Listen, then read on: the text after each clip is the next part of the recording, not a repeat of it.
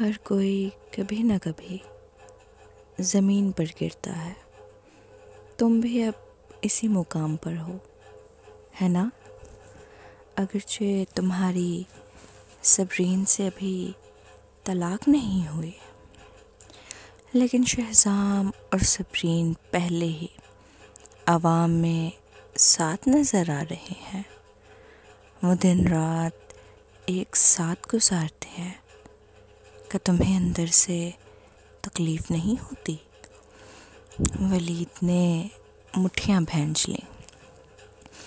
میرا کی باتوں نے اسے بھڑکا دیا تھا اور اس کا چہرہ درندگی سے بگڑ گیا. میرا، میں تمہیں اپنی اہمیت ثابت کرنے کا آخری موقع دے رہا ہوں.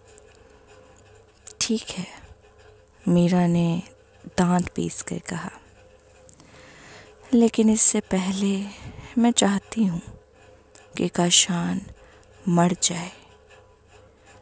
ولید نے بھویں اٹھائیں اور اس کی طرف دیکھا. پھر وہ مسکرا دیا. تم میں مجھے سب سے زیادہ کیا پسند ہے پتہ ہے؟ تم وہ دوسری عورت ہو جو میں نے دیکھی ہے، جو اتنی بے رحم. تم اتنی سنگ دل ہو کہ اپنے ہی خاندان کے فرد کو مارنے تک جا سکتی ہو. یہ اس لیے کہ اس نے مجھے دھوکہ دیا. میرا غصے سے بولی. اس بے وقوف نے دعویٰ کیا کہ میں نے اسے اغوا کیا، جبکہ میں نے ایسا کچھ کیا ہی نہیں. واقعی یہ معاملہ کچھ مشکوک لگتا ہے. میرا خیال ہے کہ یہ شہزام کا جال تھا. ولید نے سنجیدگی سے کہا. لیکن کاشان اس وقت لغاری فیملی کی حفاظت میں ہے، اس لیے میں ابھی اس پر ہاتھ نہیں ڈال سکتا. میرا نے ناراضی سے اپنے ہونٹ کاٹ لیے. لیکن یہ صورتحال عارضی ہے، ولید نے بے پرواہی سے کہا. 2 مہینے بعد شہزام، تنویر اور باقی سب میرا کچھ نہیں بگاڑ سکیں گے. یہ سن کر میرا نے گھبرا کر ولید کی طرف دیکھا. جتنا وہ جانتی تھی، اس وقت ولید لغاری فیملی کے رحم و کرم پر تھا اور مشکل میں پھنسا ہوا تھا. وہ ایسا کیا کرنے والا تھا کہ تنویر بھی اس کا کچھ نہیں بگاڑ سکے گا. اس نے ہچکچاتے ہوئے پوچھا، شاید تمہیں لغاری فیملی کی اصل طاقت کا اندازہ نہیں ہے. چاہے آفتاب ان کے سامنے آئے تب بھی وہ ان پر حاوی نہیں ہو سکتا. مجھے سب پتہ ہے، جلد ہی تمہیں بھی سمجھ آ جائے گا. ولید نے ایک سرد مسکراہٹ دی.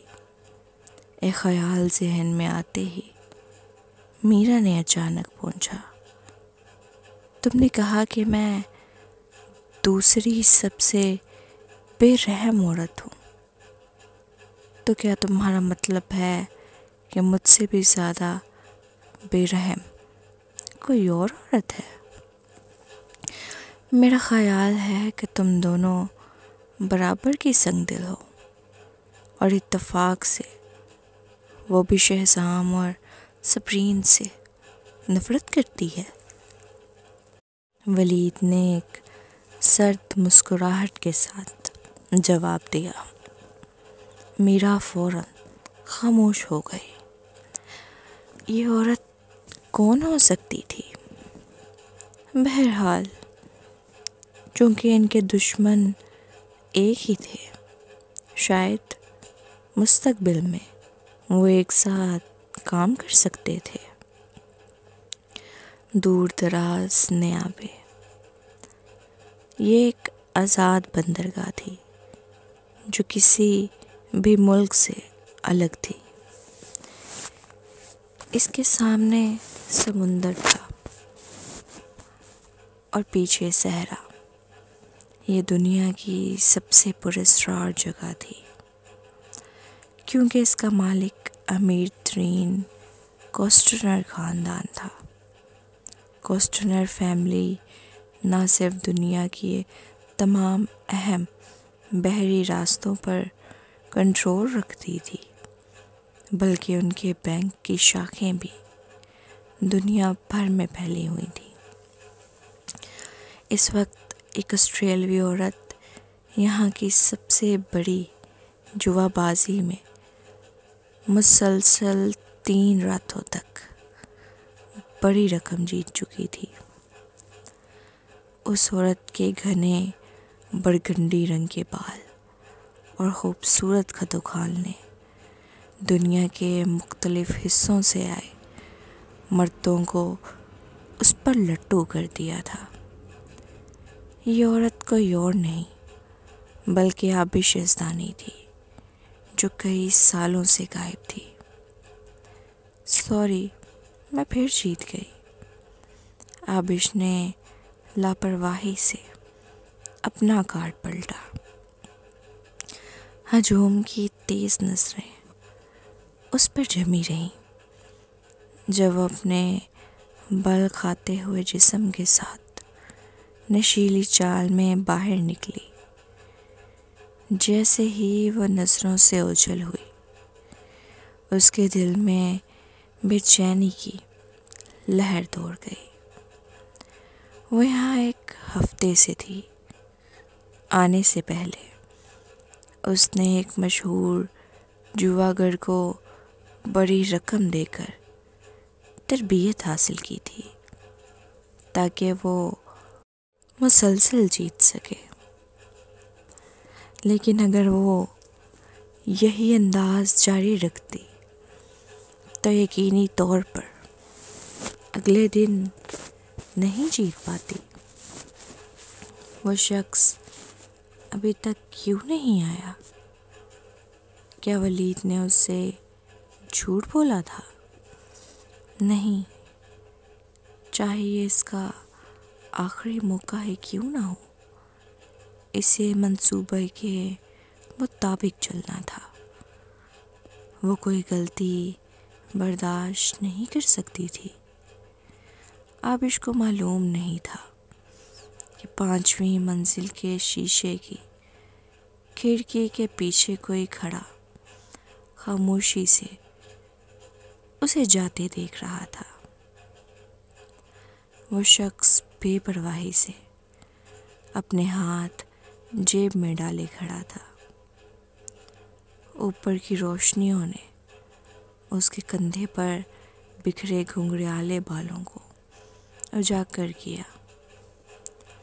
زیادہ تر مرد لمبے بالوں میں اچھے نہیں لگتے، مگر اس کی پرکشش اور شیطانی حد تک حسین صورت دیکھ کر ہر کوئی دم بخود رہ جاتا۔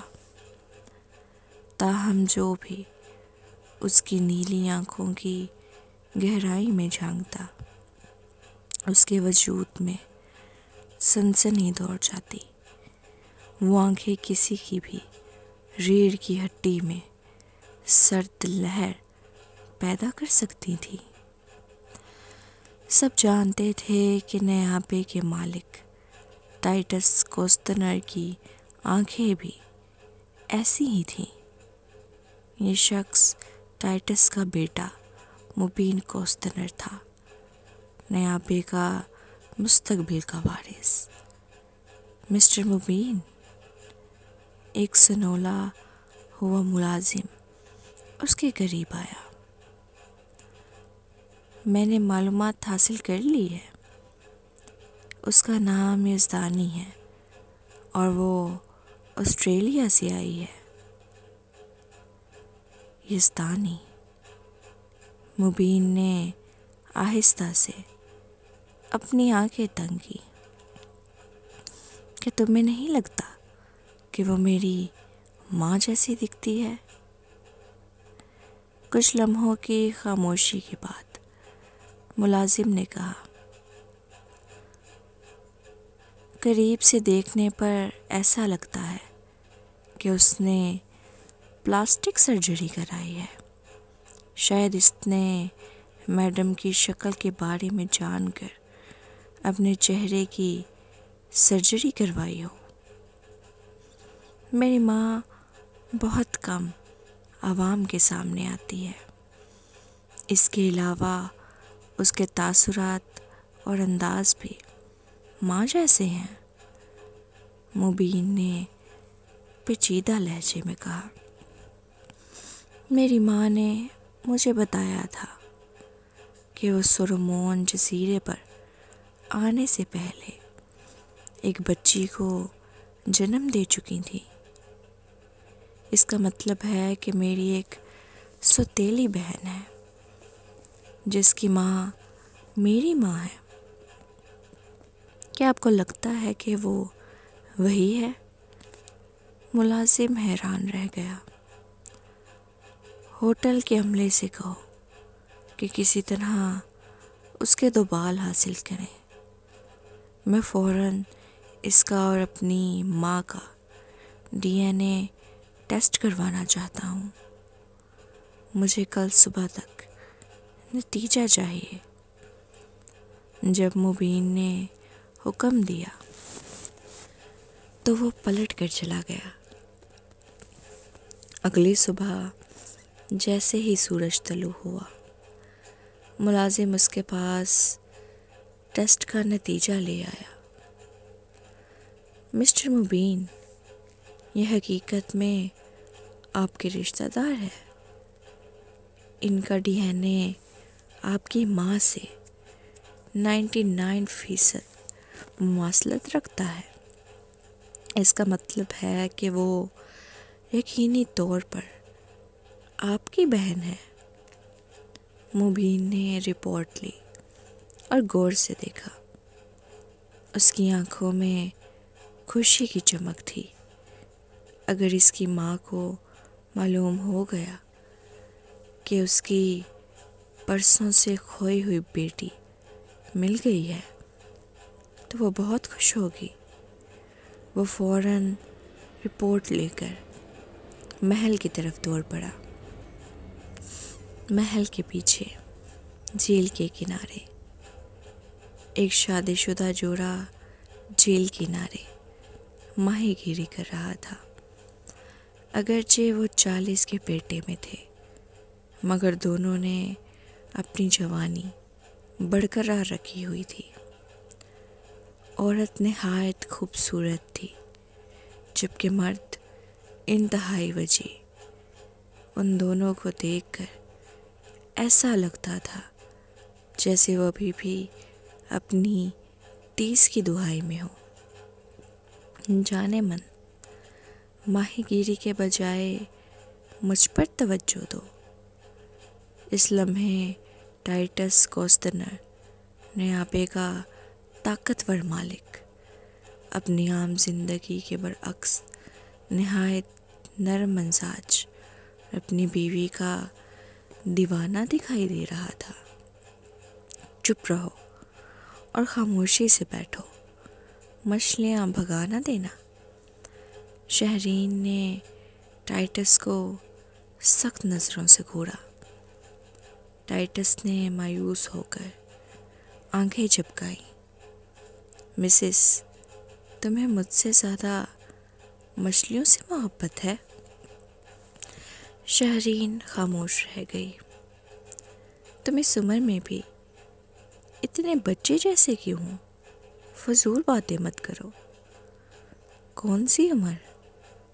مجھے لگتا ہے میں ابھی بھی اپنی 30 کی دہائی میں ہوں، ٹائٹس نے مسکرا کر کہا۔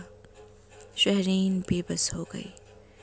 ممی، مبین جلدی سے ان کے پاس پہنچا۔ ٹائٹس نے اس پر ناپسندیدگی بھری نظر ڈالی۔ تم یہاں کیا کر رہے ہو؟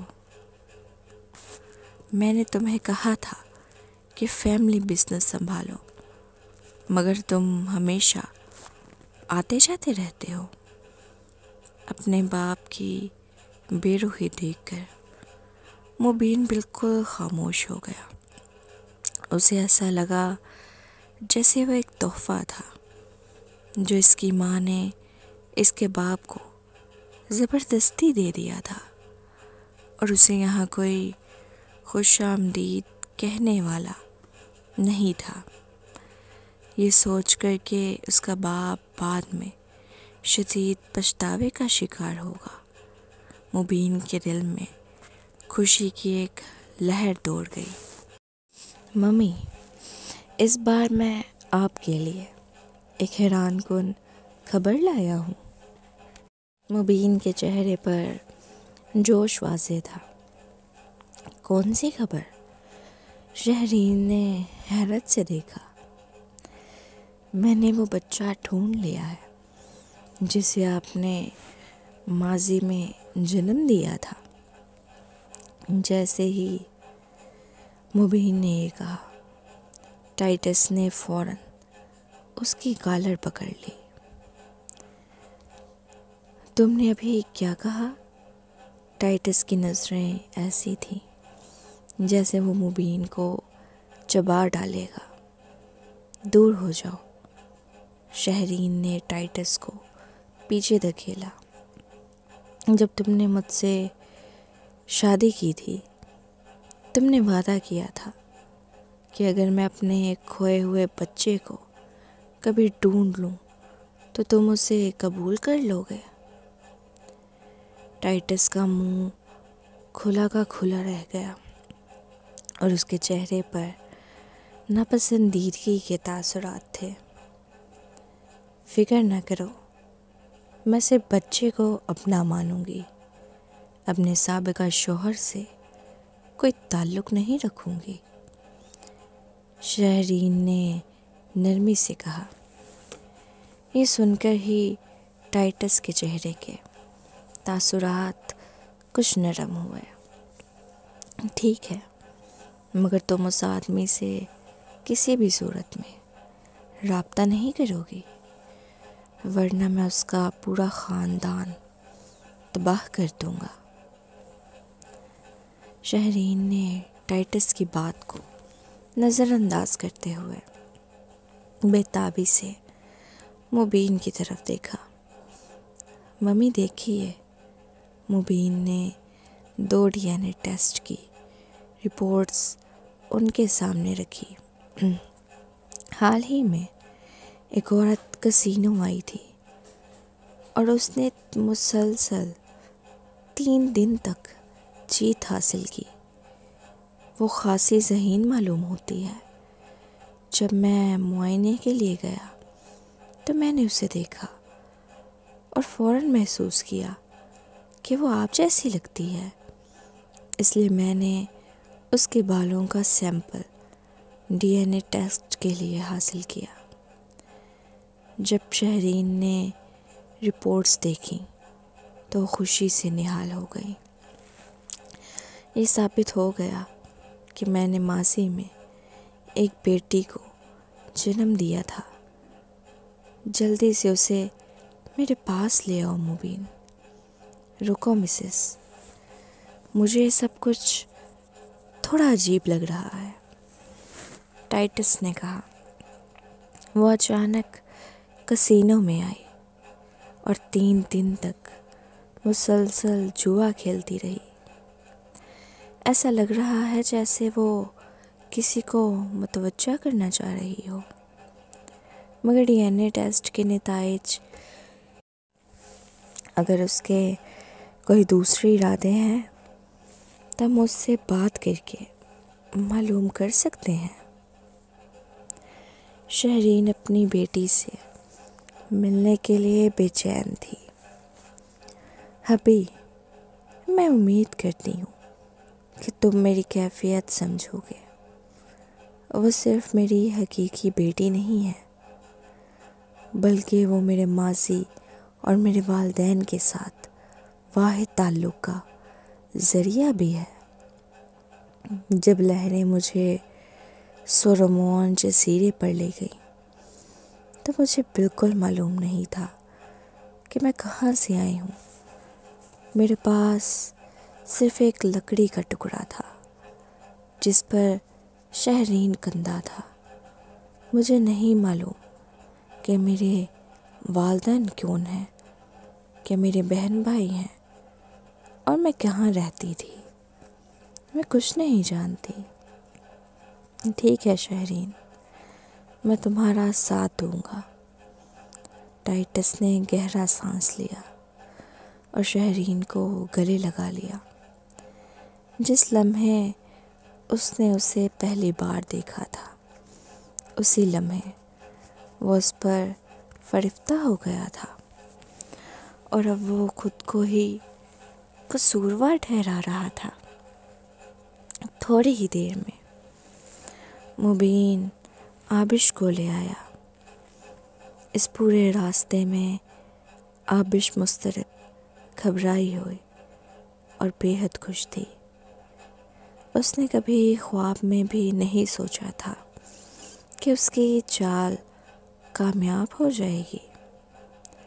ڈی این اے ٹیسٹ کے لیے ٹائٹس نے جو بال حاصل کیے تھے وہ دراصل صبرین کے تھے۔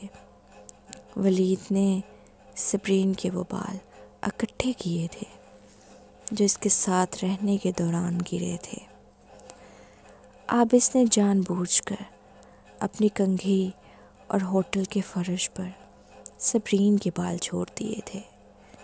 جب وہ وہاں موجود نہیں تھی تو ہوٹل کی عملے نے اس کے بال حاصل کر لیے۔ اب وہ سولومون جزیرے کے مالک کی بیٹی اور نیابے کے مستقبل کے مالک کی بہن بننے والی تھی۔ اس کے بعد شہزام اور صبرین کو تباہ کرنا اس کے لیے چیونٹی کچلنے جتنا آسان ہوگا۔ وہ بس امید کر رہی تھی کہ شہرین کی یادداشت کبھی بحال نہ ہو۔ مبین اسے محل میں لے آیا۔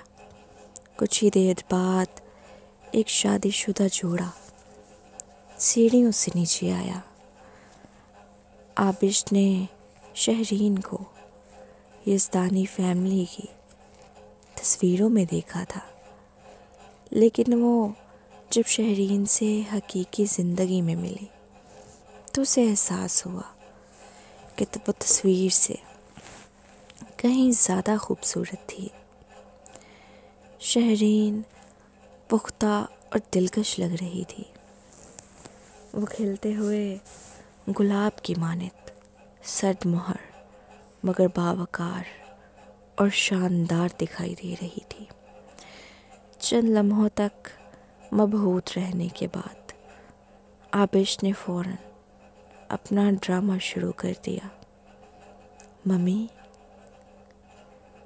مبین کے چہرے کا رنگ تھوڑا بدل گیا، جبکہ شہرین نے آبش کو حیرانی سے دیکھا۔ تمہیں کیسے معلوم ہوا کہ میں تمہاری ماں ہوں؟ میں نے آپ کو نانی کی تصویر میں دیکھا تھا۔ آبش کی آواز بھر گئی۔ آپ کو میرے جنم کے فوراً بعد کچھ ہو گیا تھا۔ کیا ہوا تھا؟ شہرین نے نرمی سے پوچھا، مگر کسی کو محسوس ہوئے بغیر۔ ان کی آنکھوں میں چمک پیدا ہوئی۔ اپنے موجودہ رتبے اور حیثیت کے پیش نظر وہ اب چوکنا رہنے پر مجبور تھی، کیونکہ کوئی اجنبی لڑکی اچانک انہیں اپنی ماں ماننے پہ آ پہنچی تھی۔ آپ ایک طوفان کی زد میں آ گئی تھیں۔ آبش نے اپنے ہونٹ دانتوں میں دبا لیے۔ میں اس وقت بہت چھوٹی تھی، اس لیے زیادہ کچھ یاد نہیں۔ یہ واقعہ مجھے تب معلوم ہوا جب نانی اپنی آخری سانسیں لے رہی تھی۔ انہوں نے کہا کہ آپ کو اچانک ایک کال آئی اور آپ ملک ٹی چلی گئیں۔ اسی دوران وہاں طوفان آیا اور آپ لاپتہ ہو گئیں۔ پولیس نے کہا کہ ممکن ہے طوفان نے آپ کو سمندر میں بہا دیا ہو اور آپ زندہ نہ بچی ہوں۔ نانا اور نانی نے آپ کی یاد میں ایک فرضی قبر بھی بنوائی تھی۔ شہرین کا سینہ ایک دم سخت ہو گیا۔ انہیں سمندر سے بچایا گیا۔ اس بارے میں صرف جزیرے کے مالک اور اس کے چند معتمد ساتھیوں کو علم تھا۔ اب جب کہ وہ ساتھی وفات پا چکے تھے، اس راز سے بس ٹائٹس اور مبین ہی واقف تھے۔ تو کیا میری ماں واقعی مر چکی ہے؟ شہرین پریشان ہو گئی اور ان کا دل دکھنے لگا۔ نہ صرف نانی کا انتقال ہو چکا ہے بلکہ نانا بھی کافی عرصے پہلے وفات پا چکے ہیں۔ وہ دونوں 80 کے پیٹے میں تھے۔ آبش نے آنکھیں سرخ کرتے ہوئے ایک لمبی سانس لی۔ آپ کا ایک بڑا بھائی بھی ہے، جعفر یزدانی، اور انکل مجھ سے کافی محبت کرتے ہیں۔ واقعی؟ شہرین کے چہرے پر دکھ کے آثار نمایاں ہو گئے۔ اگرچہ ان کی یادداشت کھو چکی تھی، مگر وہ اتنا جانتی تھی کہ ان کے ماں باپ نے انہیں پال پوس کر بڑا کیا تھا۔ انہیں اس وقت ان کی خدمت کرنی چاہیے تھی، مگر وہ یہاں اس دور دراز مقام پر قید تھی۔ کیا میرا بھائی ٹھیک ہے؟ نہیں، وہ جیل میں ہے، آبش نے افسوس سے کہا۔ شہرین حیران رہ گئی۔ پھر انہوں نے اپنی خوبصورت آنکھیں سکوڑ لیں۔ یہ کیسے ہوا؟ یہ ایک پیچیدہ معاملہ ہے۔ آبش نے ہونٹ پیچ لیے۔ کچھ دیر تذبذب کے بعد وہ بولی، یہ ان کی بیٹی کی وجہ سے ہوا۔ خیر چھوڑے ممی، میں اس بار نیابے خاص طور پر آپ کو ڈھونڈنے کے لیے آئی تھی۔ مجھے یقین نہیں تھا کہ آپ زندہ بھی ہیں یا نہیں، مگر 1 سال پہلے میں نے ایک آدمی سے ملاقات کی جس نے بتایا کہ اس نے نیابے میں ایک ایسی عورت دیکھی ہے جو مجھ سے ملتی جلتی ہے۔ میں نے سوچا شاید آپ زندہ ہوں، اس لیے میں آئی۔ میں تو بس قسمت آزما رہی تھی، مگر میں نے کبھی سوچا بھی نہیں تھا کہ آبش کی آنکھوں میں آنسو بہنے لگے۔ مجھے نہیں معلوم تھا کہ آپ کو کیسے تلاش کروں۔ میں نے کسینوں میں مسلسل 3 دن تک جیت حاصل کی تاکہ نیابے کے لوگوں کی توجہ اپنی طرف مبذول کر سکوں۔ شاید اس طرح آپ کو میری موجودگی کا پتہ چل جاتا اور آپ ہماری مشابہت کو پہچان لیتی۔ بس میں سب سمجھ گئی ہوں۔ شہرین آگے بڑھے اور نرمی سے آبش کو گلے لگا لیا۔ اس لمحے ان کے تمام شکوک و شبہات دور ہو گئے کہ آبش نیابے کیوں آئی تھی۔ بیٹی، تم نے اتنے سالوں میں بہت تکلیفیں جھیلی ہیں۔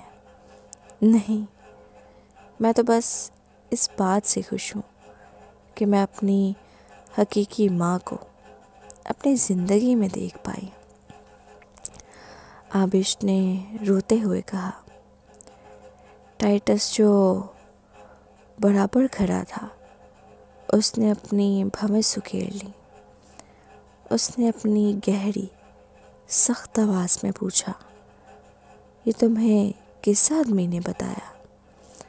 وہ کیسا دکھتا تھا؟ ٹائٹس قداور اور مضبوط جسم کا مالک تھا۔ اس کی رعبدار شخصیت کے باعث آبش فوراً گھبرا گئی۔ مجھے نہیں معلوم، وہ میرے ساتھ جہاز کے فرسٹ کلاس میں بیٹھا تھا۔ ٹھیک ہے ابھی، وہ میری بیٹی ہے۔ DNA ٹیسٹ کے نتائج غلط نہیں ہو سکتے۔ شہرین نے ٹائٹس کو غصیلی نظروں سے دیکھا۔ ٹائٹس نے ناک چڑھائی۔ اس نے پلاسٹک سرجری کروائی ہے۔ اپنی گہری نظر سے اس نے پہلی نظر میں ہی پہچان لیا تھا۔